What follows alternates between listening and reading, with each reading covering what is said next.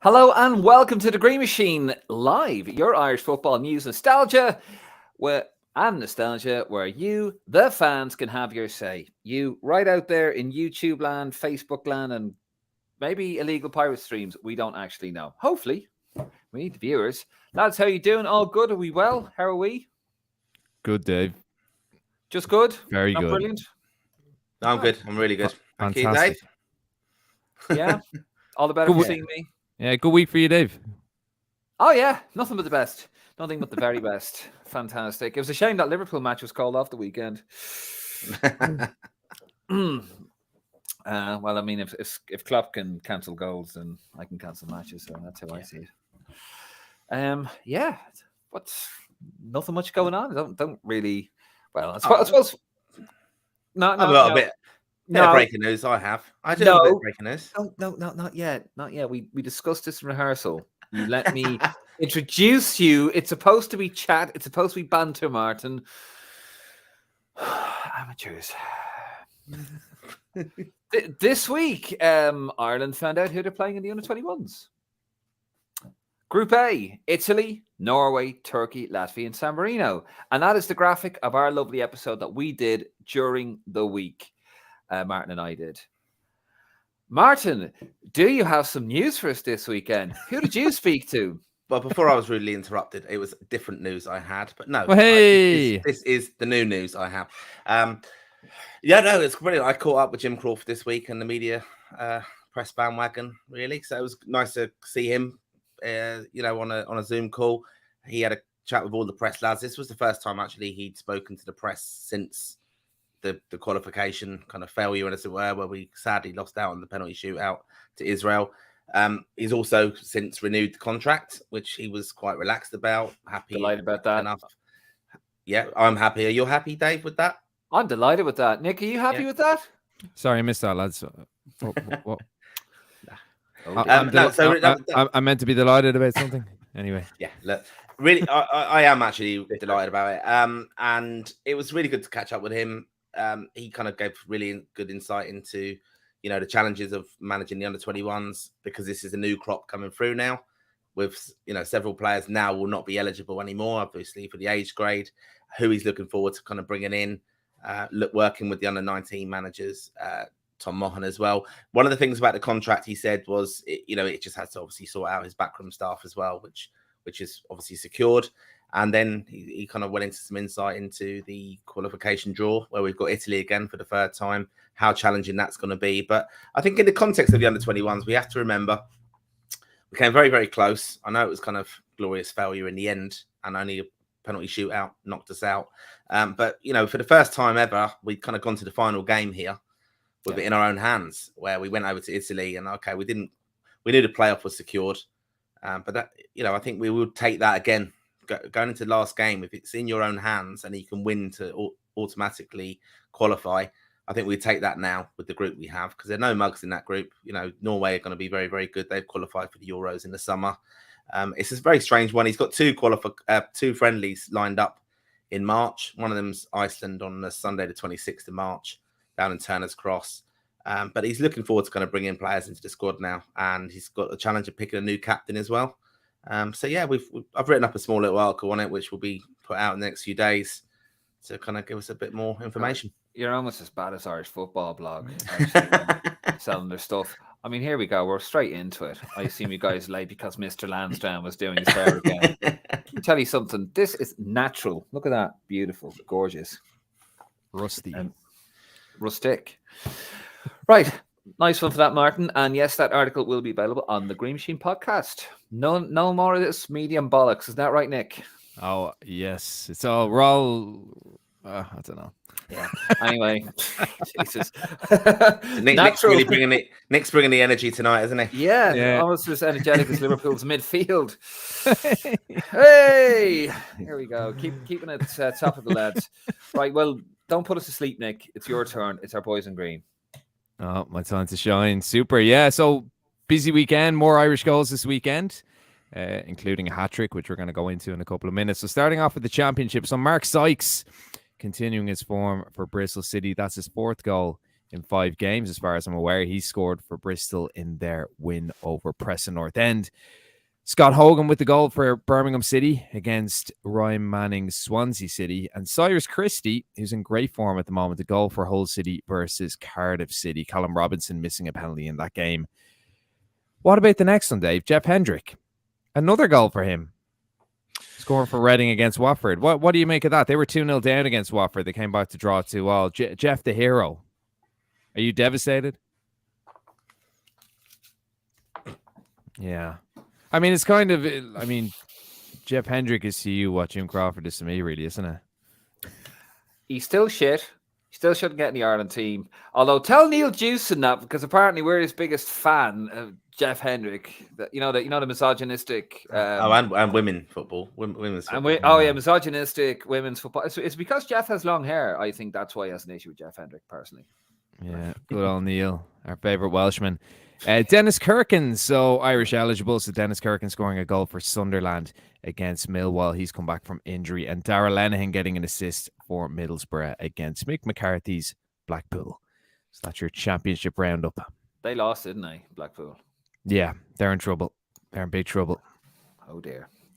And Middlesbrough are looking good. So Darragh Lenihan could be a Premier League player next year. Who knows? Michael Carrick's done very well with them.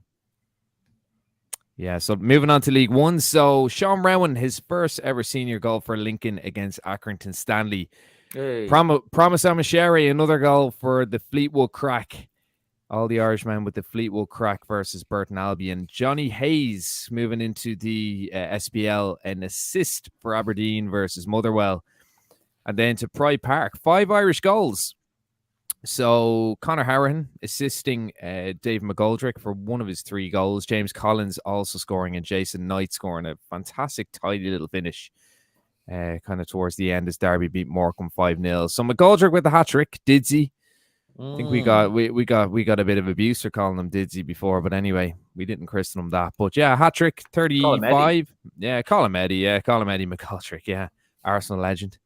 So nearly 36. I wasn't aware of this, Dave, but apparently there's a few calls for him to get back in the Ireland squad, which I don't really believe.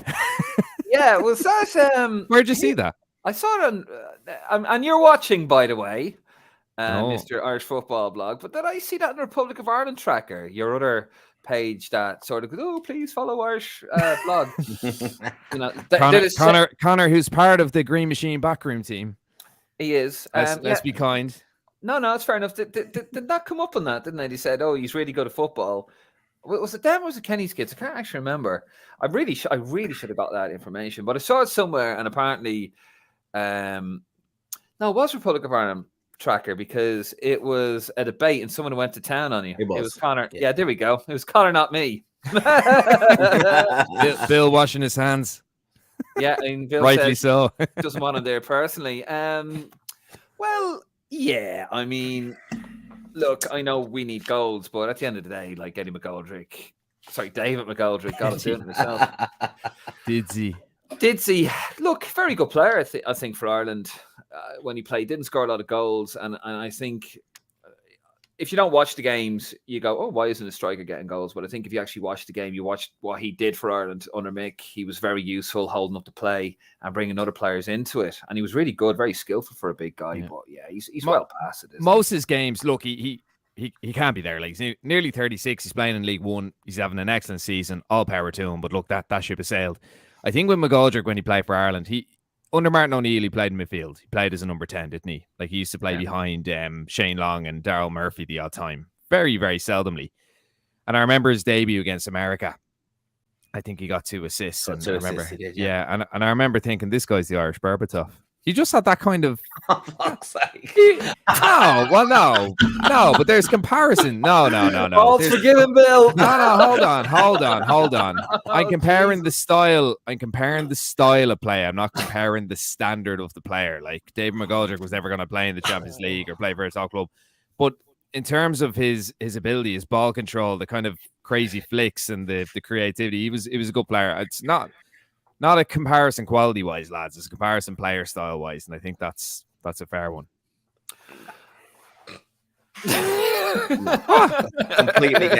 We get completely carried away about David McGoldrick. Honestly, No, we do. Watch clips of him and watch that game against the USA and the flicks and the tricks he was doing. That's As fine, I said, I'm but not saying Dave McGoldrick should have been playing for Spurs and United and all these kind of clubs. What I'm saying is he was able to play that kind of deep line role where he was able to create, and he'd very, very good feet. He was very tricky. He was very classy. I'm not saying he was Premier League, it's Champions League standard, nothing like that. It's an absolute myth, Dave McGoldrick for Ireland. It is. Myth. It is. How many caps did he get?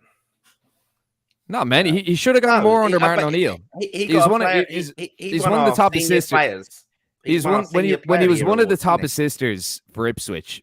Daryl Murphy was the top goal scorer by a mile. I think it was 2016. McGoldrick was one of the top assisters and one of the top scorers, and Martin O'Neill wouldn't pick him. So if he was picking him then, you might have seen a better goal return. When he played under Mick, he didn't play as your centre forward. He played kind of as that. I hate this term, but he played as a false nine. He'd be dipping deep and he'd be playing the wingers in. So he played a very, very different role for Ireland than what people assume he did. Passionate. He was a good player. He was a good player. Well, he was a good player, but I mean, he was around the squad for an awful long time. And I think he got 14 caps overall. Now, that was a failure of the management to give him opportunities. He didn't go to the Euro 2016 because he played in that game where we played the Dutch just before we went off. And he didn't, I think he went down to Turner's Cross where we lost to Belarus. So he didn't get picked for the final squad there. He really started playing then the next 3 years. He got 14 caps in that time. He got a couple of goals at most. Right, and he got a Senior Player of the Year on the back of 14 caps for Ireland. That just shows you what a dark time it was in that period after Euro 2016. That he was our main shining light, basically. And yeah, it's a complete myth about him, and even calling for him to come back is, nice.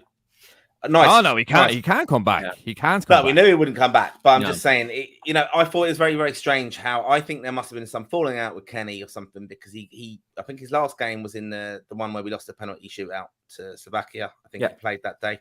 And then he just automatically, all of a sudden, we knew he had injury problems, but all of a sudden it was like, oh, I'm retiring because of my injury problems. And it was quite chronic, his injury problems. I think he had like Achilles issues or something like tendonitis. And it was basically, people were thinking he's going to retire. I think that's why he stepped down the levels. Yeah. Fair play to him at this age. He's still banging in the goals and still a professional. But yeah, the ship was well sailed there. Okay, there you go. Martin says he's a miss, and Nick says he's Berbatov. As I said, just to clarify, you heard it here first, folks. Style-wise, not quality-wise, but playing style, very, very similar. Watch clips of him. Just saying. So what do you make of? It was his birthday the other week. Ditzy is the past.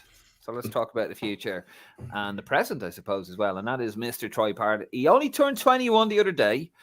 And a lad, I think, lads, gets genuinely a very rough time of it, I think, amongst Irish fans. I think maybe because of Lansdowne Road in his formative years, in 2019 and all that, when he was banging them in for Spurs in the Prem 2, and he was banging them in for Spurs in the Prem 2, like we kind of, we got excited because we needed a bit of excitement, didn't we? I mean, you said it there, the dark years under O'Neill, and to be fair, Mick.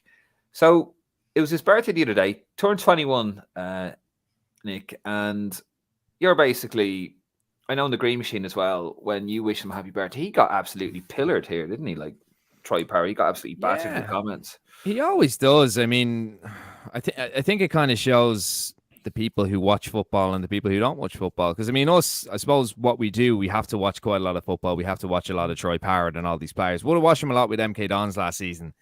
And his goals return, look, he's 100 appearances at senior level. We got the graphic. Oh, fantastic. What do you mean fantastic? I showed you in the fucking walkthrough. God. Right. You were supposed, never mind. Jeez, Dave, don't be losing the rag days. You'll get stripped of them lanyards if you do that in the press box. You will not touch my lanyards. These are my children. You'll take them out with my fucking cold dead hand. Anyway, well, it is cold here, to be fair. Right. Troy Parrott. Graphic. Oh, what a surprise. I have a graphic. Here we are. So, unfortunately, I didn't put the name because the logo is blocking it, but there you go. So, Troy Parr. Troy Parr. Age 21. He made his debut for Ireland at the age of 17. He has 17 caps for the Republic and 4 goals. He's got 100 club games with 4 goals and has played as a winger and number 10 frequently. So that kind of ties into what you were saying there, Nick. He doesn't just play as people say, oh, boys, he score more goals. He doesn't just play as a centre forward, does he? He has to. No. And even coming up at underage level for Ireland, he used to play behind Adam Ida. So he would have played wide. He would have played as a number 10. When he was with MK Dons, he was playing as a right winger, and he was playing very, very deep. There was always 2 strikers playing ahead of him. I think Scott Twine, who's gone to Burnley, was playing ahead of him. So he's always played that kind of deeper role and not really that centre forward role that everyone assumes he does. So they look at his goal ratio and they think, oh, he's not scoring any goals, but he's not a centre forward.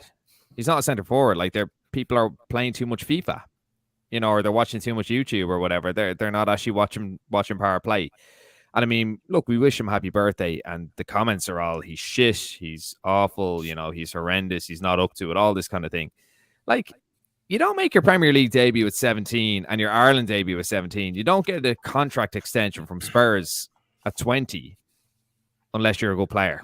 So, I mean, there's so many kind of, there's so many inaccuracies with what people are saying, and again, it just shows up who watches him and who doesn't. Like he's hugely talented. He's not prolific, but again, he's playing a very, very different role that people aren't really aware about. So Martin, would you say he's like a Berbatov type player? I wouldn't say he's not Berbatov. No, I agree with that, Nick. Though that he's, I don't think he's ever going to be prolific. He's not that style of player, and even Stephen Kenny's used him in the hole basically. And he's done very well there as well. So I think he's going to be more of a clever player who kind of can create more than be. You think of the opportunity he had in Scotland and Hampden. Most natural strikers would put that away. Yeah. I don't think he's that type of player. I'd also say though, with Tottenham, extending his contract's a real key thing. I'm not comparing him to Harry Kane, but they've done the same thing with Harry Kane at Tottenham. They put him out on loan for several years. And he got a lot of experience, 40 or 50 games on loan.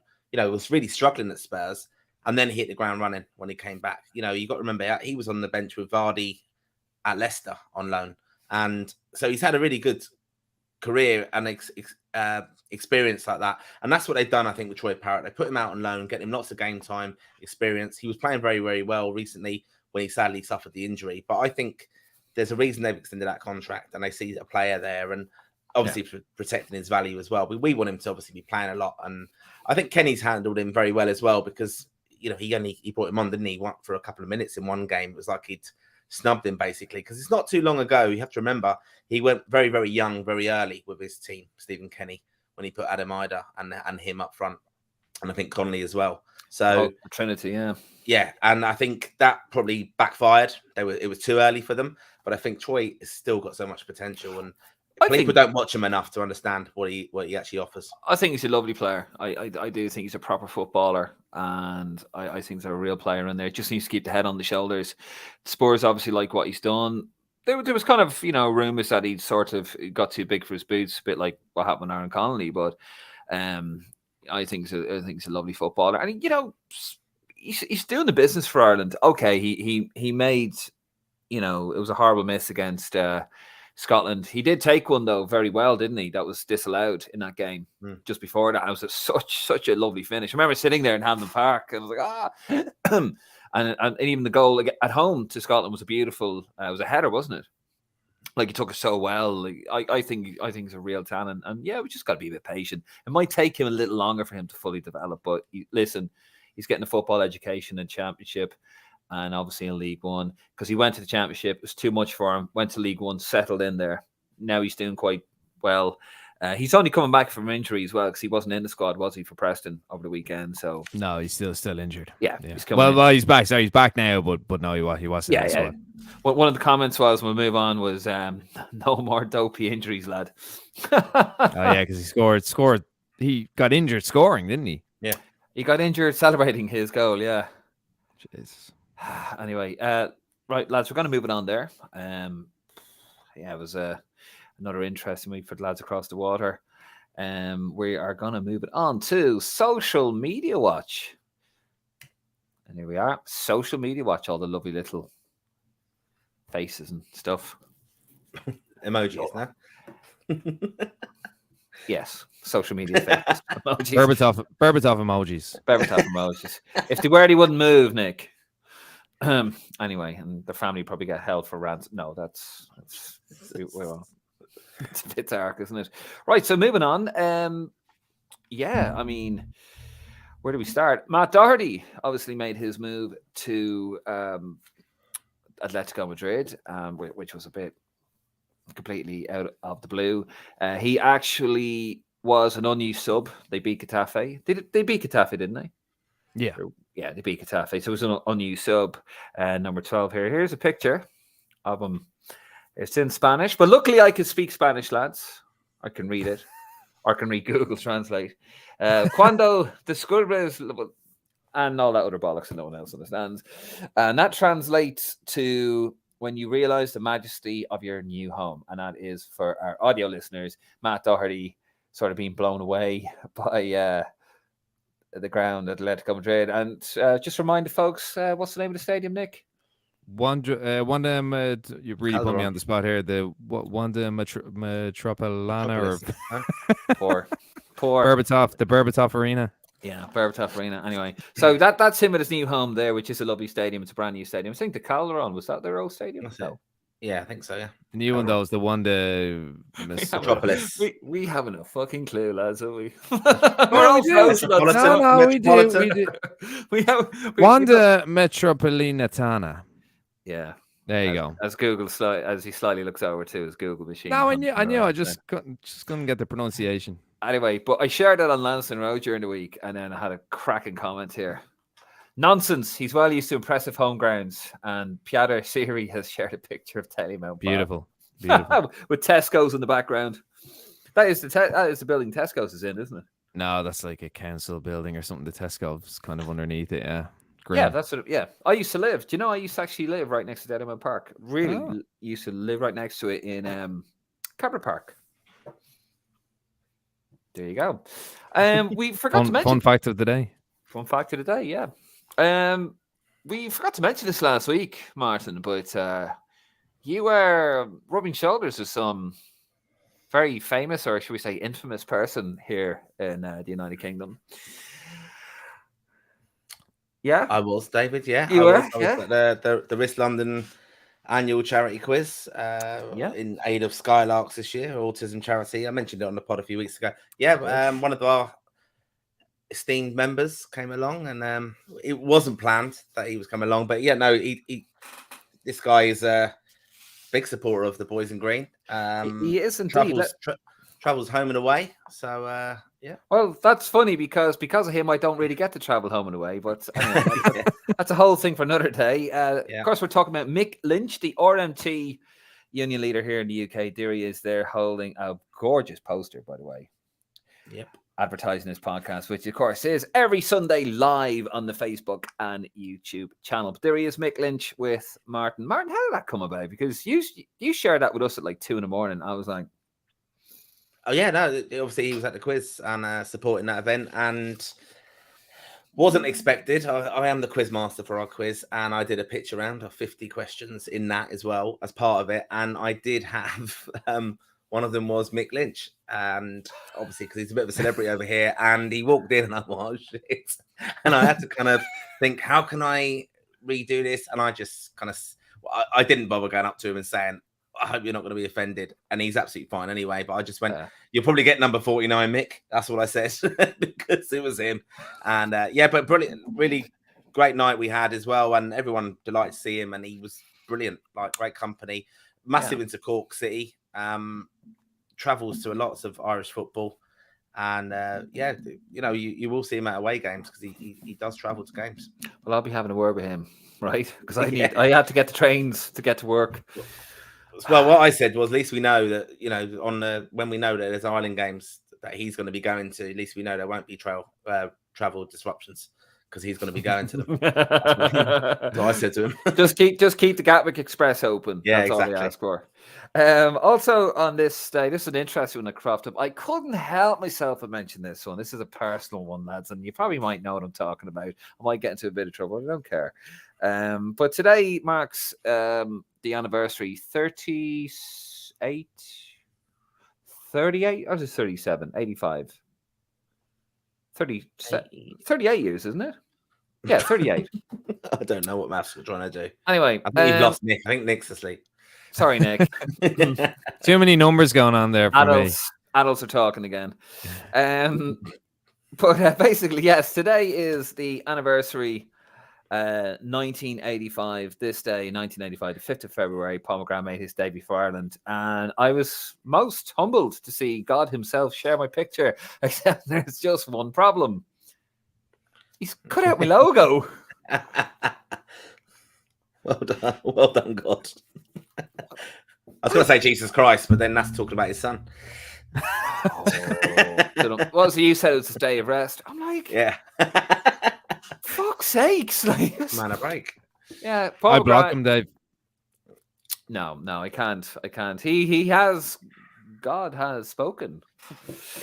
Yeah. He actually said, thanks so in hand for giving me the opportunity to play for my country on this day in 1985. That's should have put it up there, but obviously that's when we lost Italy, didn't we? 2-1. Italy were the world champions. So that famous picture, isn't it, on the Dalymount Park? A lot of Dalymount Park here going on. The roof, yeah, how it didn't go through, but yeah, that was a bit so quiet week all around. We're going to get into the comments there. Deck Finnegan, who always watches for you, Martin. Oh yeah, Andy Reid didn't recognize himself in the picture round last year. That is actually true. Yeah, I put a picture of Andy Reid with Robbie Keane and a member of the Furies. And Andy Reid didn't recognise who he was. And he also didn't get the question was who scored the first goal in the last game at the Lansdowne Road against San Marino. Yeah, 5-0. Yeah, he scored the first goal. Yeah, he didn't get that either. not like a landmark goal. That was a Robbie Keane hat-trick, wasn't it? I was at that. Yeah. That's when someone kicked the ball off at the end of the game, didn't they? Into the crowd.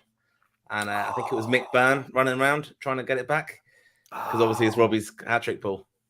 Oh, Jesus. Very no funny. chance of getting that back. Paul Cullerton, how are you doing, Paul? Watching on our YouTube channel. Seamus Coleman back starting for Everton and Doherty on the bench at Atletico Madrid. Could Kenny start them both against France at right and left wing-back positions like he did away to Portugal a few years ago? I remember that working, Nick, if I remember, Doherty played very well, actually, as left wing back. But he did, yeah. No, it worked very well in Portugal. I mean, the thing is, someone like Doherty, he doesn't have a great right foot, nor does Seamus Coleman. So, I mean, you're always going to get the benefit of them when they're playing on their more comfortable side, aren't you? I mean, Coleman's been used as a centre half. Cyrus Christie's a player who's done very well recently. I mean, there's a few calls for him to come back in. Ryan Manning as well on the left. I mean, you could put Doherty there, but as I said, you're not really maximising him, are you? If you play him in that position, just no. And I think Coleman, his days at Green are numbered. I love him, and I know he's got a battle on his hands at Everton. And Sean Dyche have a decent manager playing 4-4-2, organised, and lo and behold, they beat Arsenal. Just to go back on that, Nick, something I meant to say earlier on actually was Cyrus Christie. There's obviously calls for him to get back in the squad, but let's be honest, lads, anytime he's been picked for Ireland, I'm not against Cyrus. It seems like a lovely guy. He does well in the championship, but anytime he's played for Ireland, he's never done the business, has he?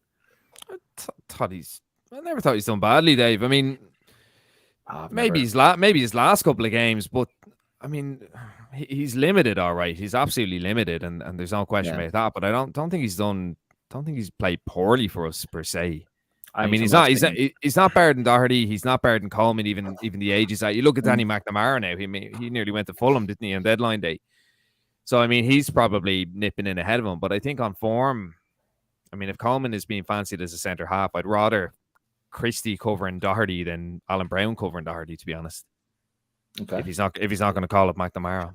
Quickly, Martin, you want to comment on that? Yeah, it's actually interesting. Stephen Kenny was at the whole game yesterday. That was Declan Finnegan actually told me that because people were met Stephen Kenny on the plane over, and he said he was going to the whole Cardiff game. So he would have watched that game yesterday. Would have watched Sean McLaughlin, I think. He's actually done very well. McLaughlin, the whole centre half. He would have played for Cork City. There's a guy, Greg.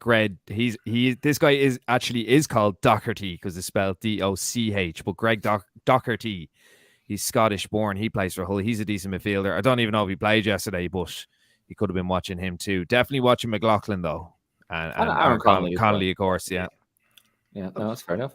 Robinson, I know Dowd obviously as well. I had to get it in. 24 minutes. Just to come on to Christie, I think he was treated very badly by the Irish fans because it wasn't his fault. Martin O'Neill played him in midfield, and he ended up getting slated for that basically as well. I don't know. I wouldn't get carried away about Christie as a professional footballer. I don't know, Nick. Do you want to call him Cafu, or who are you going to compare him to? I don't know. Yeah, Cyrus Cafu. Cyrus Cafu. Style-wise, though, probably not Cafu. No. Anyone just watching this, he was told an hour. I think it was before the Northern Ireland match or the Wales match at home, and he was told an hour by Martin O'Neill beforehand. You're playing central midfielder, a guy who hadn't played central midfield since he was 12.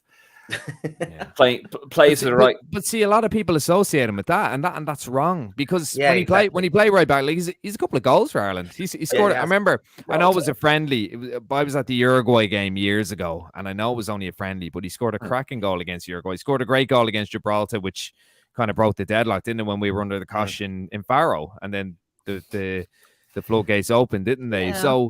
So I don't think he's ever played badly at right back. He's limited. He doesn't do anything extraordinary, but I mean he's in form and he offers cover. He has played for Stephen Kenny, and when he played for I don't think Cyrus Christie. I don't think midfield. I really don't, because that's not him. Jesus, no. And that actually caused massive problems in the dressing room, because imagine what that says to your, Mr. I play for Brian Clough. Imagine what that does to your central midfielders, saying that. Yeah, like I'm not good enough, and you have this, bang average right back now is going to play, who has played his entire career in channels, and now you're putting him in a big pond in the midfield. But anyway, so stupid. But anytime I've seen him play, I wasn't impressed. He was okay against Gibraltar, but that's Gibraltar. But anytime I've seen him play for Steve McKennie, and he has played a couple of times, I just remember going, this guy is bang average, and he never got into the squad again. I think it was at Forest at that stage. But look, best luck to him, and he's doing well at Hull. It's a nice little Irish contingent building there, so fair play to him. Paul Culleton again. How worried should we be with the Wolves manager after dropping Nathan Collins to the bench and then winning 3-0 against Liverpool? Kept a clean sheet, and Dawson, who came in for him, also scored. Yeah, new signing playing central defence. I'd be worried. Yeah, Dawson's very experienced, and Collins as good as he is. I mean, it's. Teach him a lesson. It is worrying. I don't know. I mean, if you look quality-wise, you have to go with Collins. If you look for experience, you're probably going for Dawson, and it's a relegation dogfight, isn't it? So it's a difficult one. He'll get back in. I mean, he'll get back in before the end of the season, but I think it is a statement. Yeah. Okay, fair enough. And last comment of the night, Paul Coulson again. Great show, lads. Thank you, Paul. Brilliant to see you. Did an episode after the Under-21 Euros draw the other day. Really difficult group. Hopefully Crawford will blood lots of players and we finish in the top 2.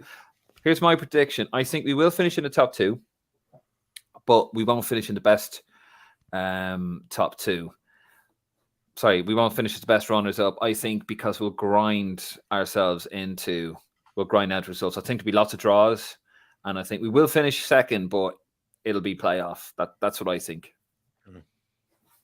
Yeah, I think the same as well. Yeah, it's one of those. And actually, I tell a lie. Glenn Forbes. Hello, Glenn. Haven't seen you on here before on our Facebook channel. Hey, fellas. Thanks for your great work and the pod. Thank you, Glenn. Aaron Connolly. Would you have him in the squad? Is he behind Obafemi, Ogbeni, Parrot, and Robinson? Interesting. Probably I'll have my say in it, and I'll open up to the two lads. To be honest with you, he probably needs to show more consistency, I think, really, doesn't he, before he earns his way back into the squad. I'd have him in. Oh, I mean, Parrot's going to be very raw coming back. Obafemi hasn't really been playing. I don't see why not. Martin, quickly. I would have him in, yeah. I think Jim Crawford referenced him in the chat the other day as well, saying that he hopes he hits the ground running and has finally settled down a little bit, and hopefully that's given him a lift. I think Kenny Crawford will show him love, basically, like they did with Shane Duffy. Bring him back into the fold, show him that he has a future with Ireland, and have him definitely called up. I think we should actually call up a bigger squad than just the 24. 100%. I would actually call in 28, bring them in, let them have a look at them over the games, okay, and work with them. Fair enough. There you go, Glenn. Thanks for giving us a shout here on the Facebook channel. Hope you are really enjoying the pod. Right, lads, we're going to move on to the last bit, and we are going to go on to this week back in the day as my phone goes dead.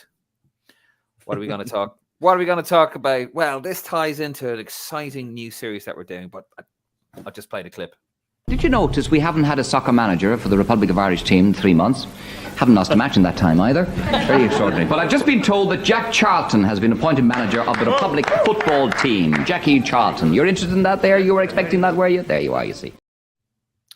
Yes, this week back in the day, the 7th of February, this man, Jack Charlton, becomes the Republic of Ireland manager. The 7th of February.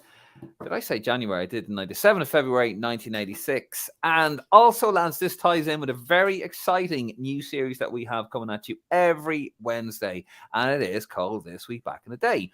And of course, the very first episode we're going to go with is Jack Charlton. So it's Martin and myself sitting down, and we talk about how Jack got the job, the background story, the managers that could have been, what manager were we one vote away from? We won't spoil it, Martin. We were one vote away from having a completely different manager than Jack Charlton. One vote away. So that is coming to you this Wednesday on our YouTube channel. It's going to drop. Nick, what time are we going to drop it at? Putting you on the spot again. Energy just flying at me here. Let's see. So I would say let's go for 8 a.m. I like a good 8 a.m. 8 a.m. 8 a.m. I like a good 8 a.m. drop. I like to drop things at 8 a.m. Ghastly. So there you go, Ghastly lads. Indeed. 8 a.m. this Wednesday. This is going to drop on the greenmachinepodcast.com.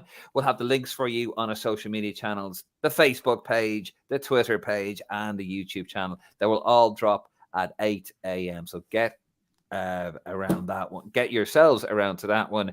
Every Wednesday, we're going to pick an event from this day back in the week. And that's actually what we're really all about. And we're going to cover some stuff that hopefully you've never heard before, little stories, and just bring them to life. So, Martin, we did that. I'm really excited about this one dropping some cool little facts that I didn't know until I was actually researching it. Yeah, really interesting. I think it will be very enjoyable for everyone to listen to that and learn. What we're here to bring is kind of the backstories to a lot of things, the history of the Irish football team. Jack's such a big part of that, incredible times, and it was very nearly not the case that he was going to be the one to do it. Oh, very, very.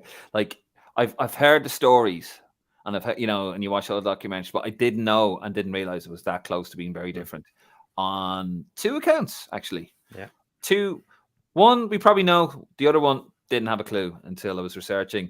So, as I said, guys, before we wrap it up, GM Podcast on Facebook, lansonroad.ie on Facebook, greenmachinepodcast.com, and don't forget to subscribe to our YouTube channel. So, we're going to leave it there. And that is all we have time for tonight. And basically, yes, thank you guys for watching at home. Thank you, lads, for coming on. And, as I said, I'm going to say it again. Just be sure to subscribe to our YouTube channel, wherever you get your podcasts from. Follow us on Twitter, Instagram, Facebook, which is all in our bio. And just want to thank you again, really, for supporting the podcast. And, we'll see you next week.